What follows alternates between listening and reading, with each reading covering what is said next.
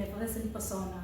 Yes, we are talking about none other than Tannaz Irani, and she is back in vogue with her new play Hidden Agendas. So let's catch up with woman of the moment, Tannaz Irani, and let's dig about her hidden agendas. And let's dig about her hidden agendas.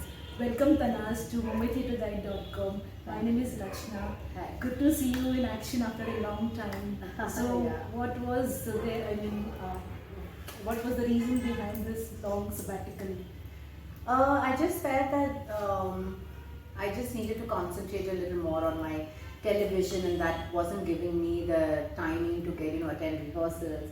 And it's very hectic when you're doing a lot of television. You're doing a lot of kind of other stuff and social media, and my days were very volatile. So I don't think I was having that flexibility of actually being committed to go every day to a rehearsal. So that was being a bit of a challenge.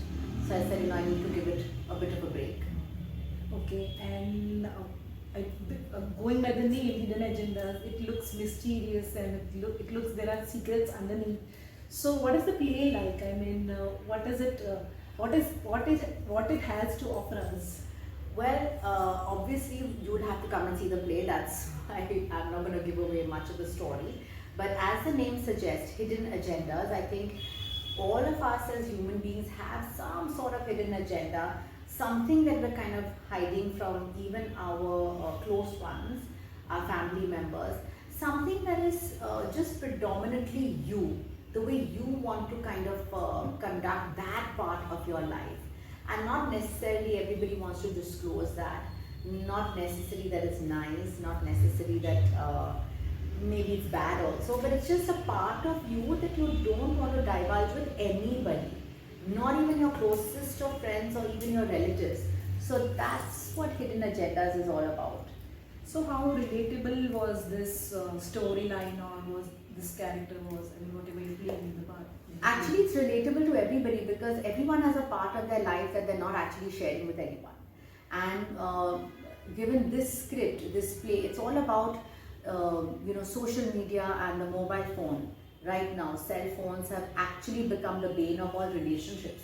Like, of course, it does save us time, but the same amount of time that we're saving on the mobile phone, we're using on the mobile phone. So fine, you can kind of order your groceries on the phone, you can kind of connect with people on the phone, so you're not actually going out there physically, you have your Zoom meetings, but all that time that you're saving, I just feel people are losing a real connection, and they're actually just going back on the phone and cruising the entire day and just scrolling the entire day and wasting that same saved time on their mobile. So it's like a corollary of sorts, and I think that's what Hidden Agendas is all about, that in the end, even when we're with people, we're actually alone because we're just not sharing anything that's going on in our lives. We're just not sharing anything that's predominantly, us. And so many times that if you just share what is in your mind, or you just share or communicate, so many things can be, surpassed, so many things can be handled in a much better way. Or the depression, loneliness, kind of. So you agree or you believe that smartphones or this smartphone age has hampered relationship system, the current system? Yeah, absolutely. In fact, there's another play I'm doing also. It's a Gujarati play, and I do love Marathi theatre and Gujarati theatre. In fact, their stories and their foundations, their premises are so beautiful and they're so relatable. So I am doing a Gujarati play called My Beautiful Wife, which actually discusses this as well, all about the mobile phones and how it kind of, you have Zoom meetings, you can talk to your beloved ones, wherever they are in the world, but that actual going out there, preparing yourself to meet your friend, meeting them in real life, being a part of it, kind of sharing that same vibe, it's just gone out the window, There's no extra effort that you're taking to be with those loved ones. So I think this generation is the most distracted generation that will ever walk the planet, according to me. So yes, I do feel that it is completely coming away. As much as I love it, and as much as I love technology, and much as I keep myself up to date and totally valid, But yeah, it's become a real vein. As you just shared that you have your upcoming play, Beautiful Wife. Yeah, my So beautiful wife. are you directing it or? No, no, no, no, I'm not directing My Beautiful Wife. The last play that I did and I acted and I directed was Selfie. Selfie, yes. And it was an out and out, yeah, rage. We got a standing ovation in America, in Chicago, in New York. It was a beautiful script, once again adapted from the Marathi play. Okay. So when are we seeing you directing again, I mean, plays? So Not in a bit, not in a bit. Actually, I've got my plate full. Last year saw me going through a very bad physical health ailment. So after that, I've become a life coach, a transformational coach. I've also become an NLP practitioner. So I have started my own business doing that. So yeah, right now my plate is really full. The only thing that I could fit in just barely, in fact, right after my surgery, was hidden agendas.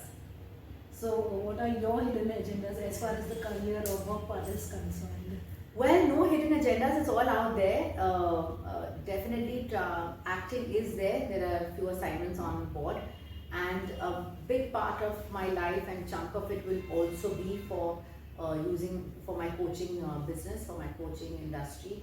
And I think it's so delightful that every time you're doing something for someone is actually when you feel so useful. So maybe in the entertainment business, I make people smile, that makes them feel good. But on the other side, as a coach, I kind of dig a little bit deeper and help them to understand that they have the inner power in them. It's just that nobody's believed in them. And it's just that, yeah. You have been pro at making people smile and Yeah. tingling with your comic timing, be it television, films, or theatre. So, which other genres you want to master it out now? I think, I don't know, maybe slice of life, which is also what I do. But yeah, slice of life is now something that I want to get into, more realistic, more slice of life, more something with which has an impact on the youth. I would like to do something like that. Are you even planning to work with your daughter sometime soon? Well, if they want to, I don't mind. Yeah. Content-wise, which medium has been most satisfactory to you in TV, films, or theatre? Uh, it's very difficult, but because each has its flavor and each has its advantages, as per artist satisfaction. So films helps to kind of, it's a larger canvas, a larger frame where you get launched and you can see yourself larger than life, and there's a lot of thought process that goes into it. Plus, it's that much more glamorous, and it's there for life. You're archived for life. And if you look at theatre, that's where you actually learn to act. You learn, of course, you're talented, you know how to act, but you learn how to get into that character and stay in that character every single performance. And that's so difficult. And the give and take, you kind of learn how to work as a team. So I think theatre kind of grooms you totally to be the complete actor, the complete package.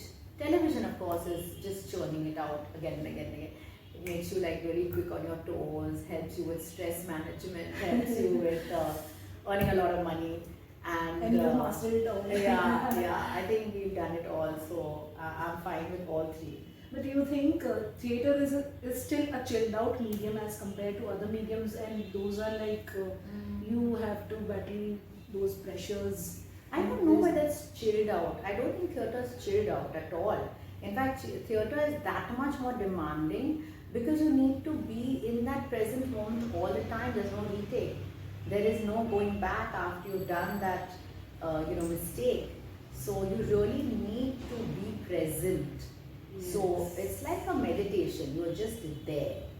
A lot of times people are just not present where they are, whether they're at a party or whether they're at a funeral or whether they're at a birthday. They're not actually present in that moment. Theatre kind of just teaches you got to be present in that moment because you can't be anywhere else. You can't afford to miss a line. You can't afford to not be there on your cue so that the other person can react. So yeah, I think theatre is not chilled out, so to speak.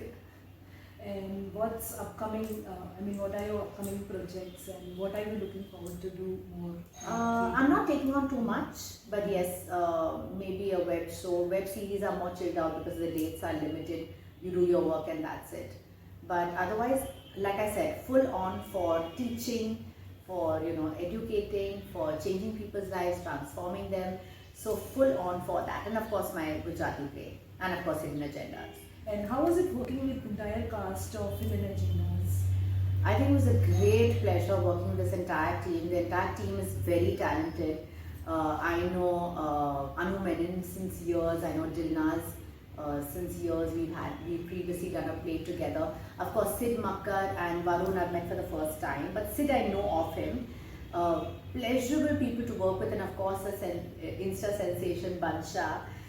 He's actually my doctor's son. And fantastic cast, and the newcomer who's just done her debut, Renee, she was also a delight to work with. I think at a very at a certain level we all just became friends, but at the same time we knew we had to do our work. It was fantastic. The give and take was great. Sharma ji being also my oldest friend and the one I would vibe with the most. He's an RJ, I'm sure you know him. And yeah, we had a fantastic time. It never felt like we're working because we gelled so well. So I really love the experience. Otherwise, I don't like to go where I'm not enjoying myself. So any memorable moment you want to share with us about No, I think every rehearsal was great fun. We always had our little inside jokes and what was going on and stuff. So it's great fun. It was very chilled out. Nothing to complain about. And what audiences will learn with this play? What message this play has to convey? I think Hidden Agendas mostly teaches everyone that yes, you need to step out of your virtual world. You need to make wise choices. Just because you have an instrument in your hand which offers you the world, don't forget the world that you're living in. Your world has to belong to your loved ones. You need to spend that much time, equal amount of time, with them, speaking to them, spending that time sharing with them. I think people have just gotten lost, even in the house. If you're not getting along with someone, you're not making that effort to communicate, to make amends, to understand that yeah, we can work this out, because you've got an escape route. You've got your phone and there you go into this virtual world where actually nobody cares about you. And you go further and further into depression because you're not actually thinking ahead. You're just in brain fog. You're just getting into, into the wild, dark web. Like you start at one place and you end up somewhere completely different. Yes. Iska page check karo, uska page check karo, go to Twitter, go here, go there. And finally, you're just arriving at a page and you're like wondering, why the hell have I arrived on this, page, on this network or whatever. So yeah, I think that's what Hidden Agendas is trying to tell you. That be with your loved ones a little bit more. And going by the concept, have you ever experienced, your phone was caught off guard sometime in your life as well? Any such type of situation which you also faced? Not really. Yeah, maybe sometimes, when you're talking to people, you're kind of in a group and you're speaking about certain things. Like, yeah, maybe sometimes you get caught off because, in the context when you're speaking about something and someone takes your certain words out of context, and it can be a bit of a problem. But having said that, I'm pretty now seasoned as to how to kind of speak, even though it's taken out of context. Otherwise, my phone is pretty much open. It does not have a lock on it. I don't think as a couple we keep a lock on our phones, so that's fine. In fact, my kids are always into my phone. So yeah, at a certain age in life, then you have nothing to hide. You don't have any hidden agendas. Hidden agendas. Yeah, your agendas are all out there. Just in case you forget, at least somebody will tell you what your agenda of the day is. Yeah. Okay. So, and finally, what do you have to say to our audiences? Well, just want to say that live your life, be in focus, definitely work towards your dreams, because dreams are completely achievable. I don't think you should get carried away with social media. Do not compare your life to anyone else on Instagram. True said. I can just tell you that it's a big no-no. That's it. Okay, nice talking to you. Thank you. Thank you so much. So this was Tannaz Irani with us, as I said, bubbly and effervescent. Thank you.